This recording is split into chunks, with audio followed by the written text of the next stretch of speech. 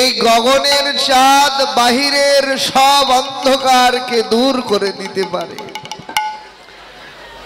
কিন্তু গগনের চাঁদ পৃথিবীর সব অন্ধকারকে দূর করলেও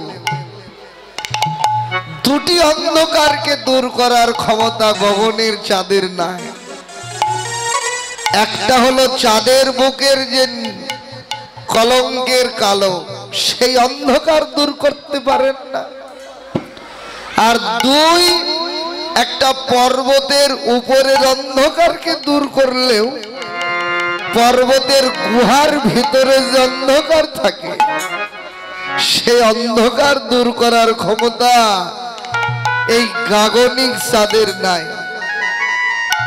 কিন্তু গৌরাঙ্গ চাঁদ যদি সৌভাগ্যক্রমে কারো হৃদয় আকাশে একবার উদয় হয়, যদি একবার উদয় হয়, তাহলে সেই জীবের বাহিরের অন্ধকারকে তো দূর করে দেয়। শুধু বাহিরের অন্ধকার নয় গো, ভেতরের যত অন্ধকার থাকে সব চিরতরের জন্য দূরীভূত করে দিয়ে তার জীবনকে আলোকিত করে তোলে। তবে সকলের হৃদয় আকাশে তো গৌর চাঁদের উদয় হয় না, উদয় হয় কেবল তাদের হৃদয় আকাশে। কাদের?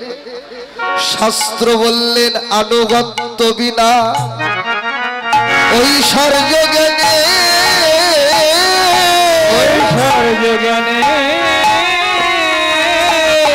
ভগিলে না পায় ব্রজেন্দ্র নন্দনে।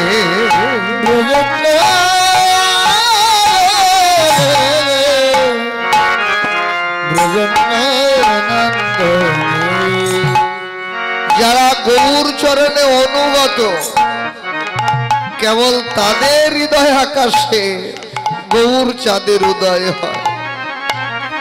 যারা সর্বস্ব তার চরণে সঁপে দিয়েছে, কেমন আনুগত্য!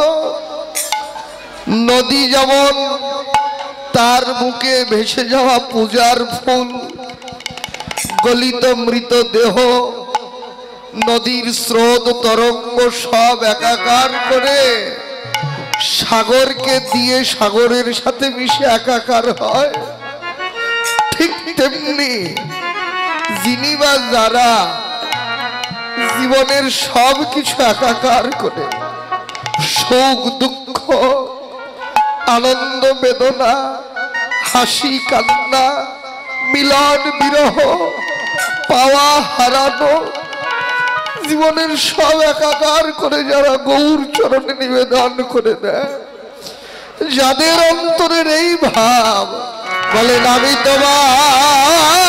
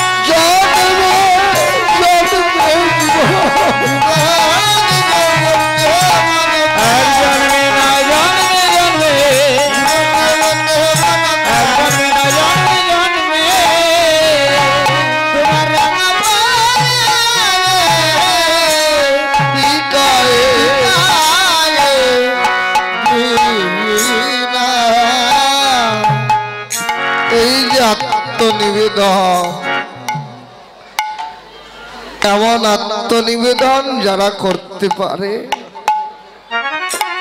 তাদেরই চিদাকাশে গৌরাঙ্গ চাঁদের উদয় হয়। আজ গৌর সুন্দর সেই ব্রজলীলা শরণাবেশে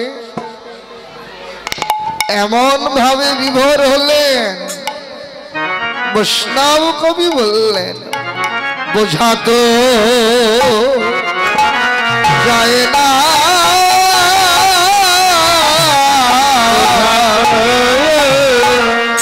যায় না,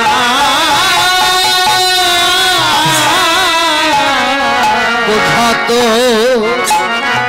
যায় না, বোঝা তো যায় না, ওই ভাবনিধি গৌরের ভাব বোঝা তো যায় না,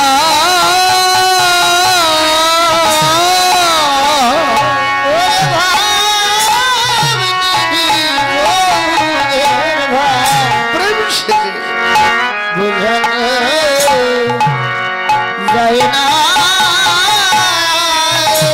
ওই ভাবনিধি গৌরের ভাব গৌর কৃপা করে না বোঝালে ভাবনিধি গৌরের ভাব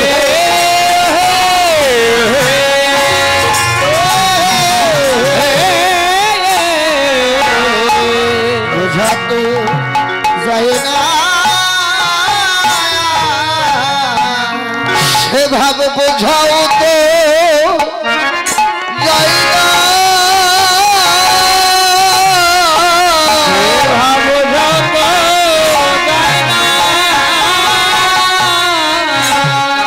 মোহমায়ার বোঝা না সরালে সেভাবে বোঝাও তো যায় না,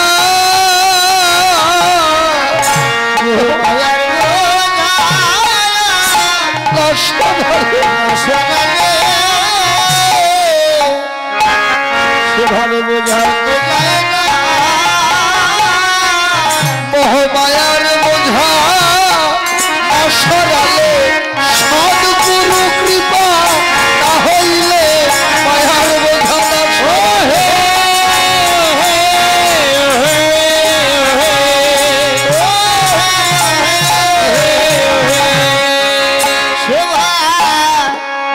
বোঝা তো যায় না।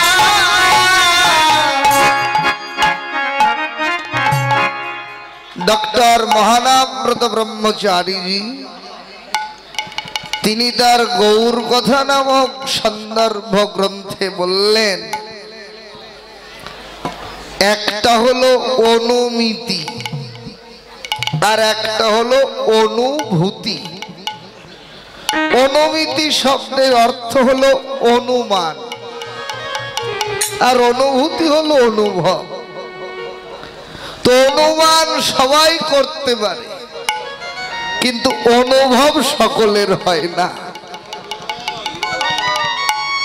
চরিতামৃতে ডক্টর রাধা গোবিন্দ নাথজি সুন্দর উপমা বললেন। নাথজি বললেন, একজন বাবা তার সন্তানকে বা ছেলেকে যখন বুকে জড়িয়ে ধরে আদর সোহাগ করে, দূর থেকে যদি কেউ এই দৃশ্যটা দেখে যে বাবা ছেলেকে বুকে ধরে ছেলেকে আদর সোহাগ করছে, অনুমান করতে পারবেন দেখে যে বাবা ছেলেকে আদর সোহাগ করছে। কিন্তু ছেলেকে বুকে জড়িয়ে ধরলে একজন বৎসল পিতার অন্তরে যে কত সুখ হয়, এই লোকটা দেখে কি সেই সুখ অনুভব করতে পারবে? বোধহয় পারবে না। চরিতামৃত বললেন, ঠিক তেমনি ভগবানের এই নাম লীলা, রূপ গুণ মাধুরী অনুমান সবাই করতে পারে, কিন্তু অনুভব সবার হয় না। অনুভব করেন কে বা কারা? বৎসল পিতার মতো, যে পুত্রকে তার প্রাণের চাইতে অধিক ভালোবাসে, সেই অনুভব করতে পারে পুত্রকে বুকে ধরলে কত সুখ পাওয়া যায়। যেমন তেমন পিতা না, একেবারে বৎসল পিতা।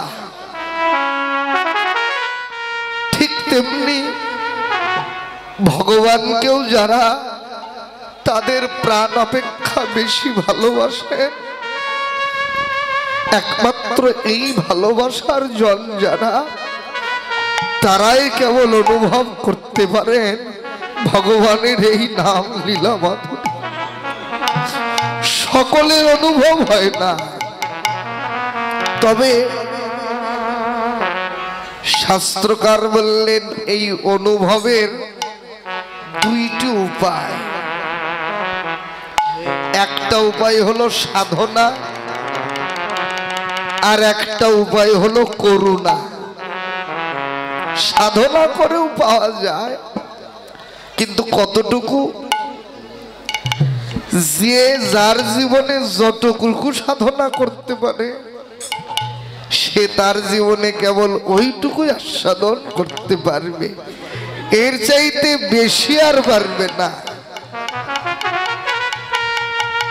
আর যদি করুণায় হয়, সেই আস্বাদনের আর কোনো সীমাবদ্ধতা থাকে না, তখন আর সাধনার প্রয়োজন পড়ে না।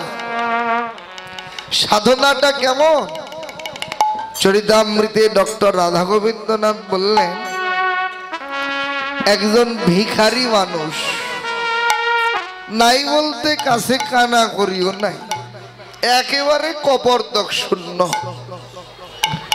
মিষ্টির দোকানের সামনে দিয়ে চলতে গিয়ে দোকানে সাজিয়ে রাখা রসগোল্লা দেখে ভিখারি মানুষটার অন্তরে লালসা জাগলো, আহা, এত স্বাদের রসগোল্লা যদি আস্বাদন করতে পারতাম। লালসা তো জাগলো ঠিকই, কিন্তু উপায় কি? তার কাছে তো কানা করিও নাই। তো এই ভিখারির রসগোল্লা আস্বাদন হবে, প্রথম একটা উপায় যে ভিখারিকে 2-10 বাড়ি ঘুরে আগে ভিক্ষা করতে হবে। ভিক্ষা করে যে 2 টাকা 2 পয়সা সে পাবে ওইটুকু অর্থ নিয়ে দোকানদারকে দেবে।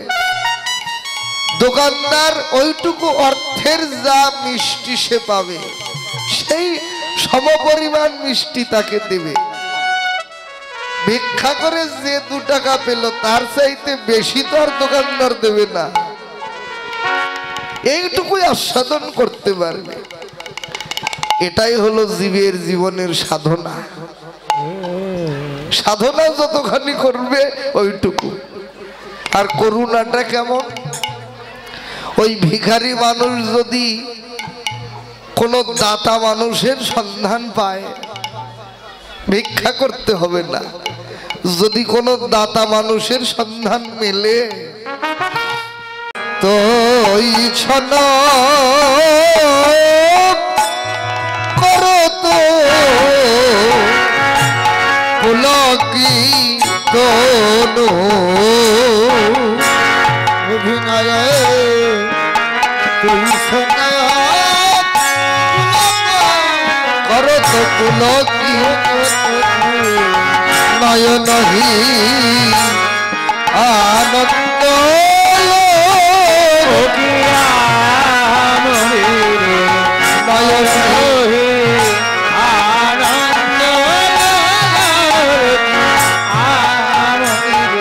নয়নহি নয়ন ধারা বহিছে, নয়নহি নয়ন ধারা বহিছে, আনন্দ গৌর সুন্দর ব্রজভাবী বিভোর হয়ে সেই বৃন্দাবনের অভিসারিণী রাধা রানীর সেই লীলা কথা মনে করে আজ করছেন কি, এমন সেই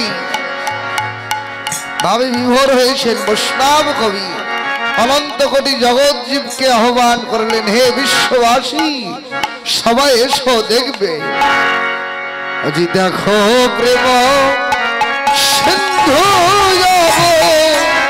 তার দেখো দেখো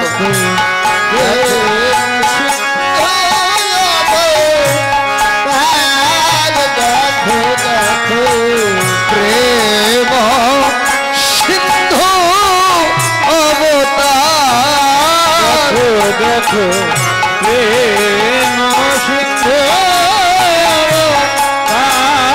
দেখো দেখো আর তহি পুন নাহি জাতি রাতি দিন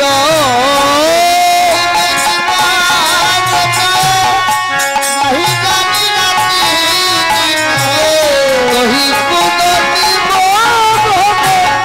নাহি জাত রাতি দিন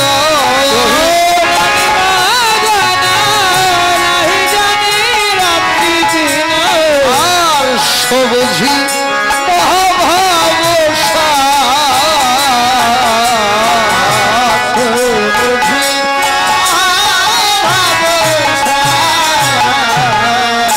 এবারে নই এসে উদয় হয়েছে,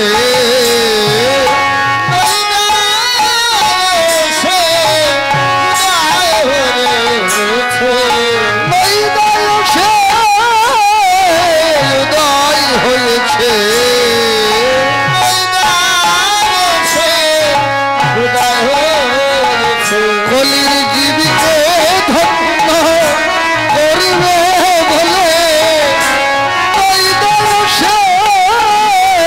উদয় হয়েছে।